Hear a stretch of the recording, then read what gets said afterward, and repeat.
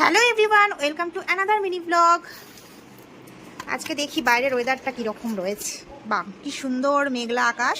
দুদিন ধরেই মেঘ করেই রয়েছে, বৃষ্টির কোনো দেখা নেই। আর এই যে এই গাছগুলো আমাদের সব নতুন আনা হয়েছে। এই দুটো আগে ছিল, এইটা এইটা এগুলো আবার রিপোর্ট করতে হবে, কিন্তু এগুলো এখন রিপোর্ট করা হয়নি। এগুলো পরে এই আগের সানডেই শুভ নিয়ে এসেছিলো, যেগুলো তোমাদের সঙ্গে শেয়ার করা হয়নি। ও আর এটাও রিসেন্ট আনা হয়েছে, মানে আগের সানডেতেই বোধহয় আনলো।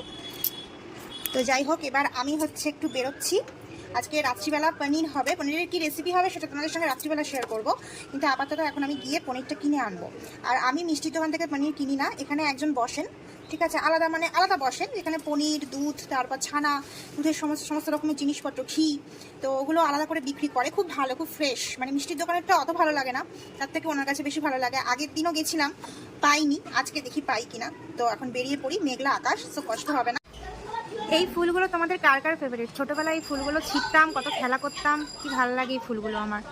লাল লাল হয়ে গোলাপি গোলাপি হয়ে ফুটে থাকে, দারুণ লাগে ফুলগুলো। পনির দাও, ওই সাদাটা 455 গ্রাম। 455 গ্রাম। বলা বলা 5 টাকা 5 টাকা। বলা 3টা 10 4টা 10 5টা 10। 100 অনলাইন হবে তো? হ্যাঁ। হ্যাঁ হ্যাঁ হ্যাঁ।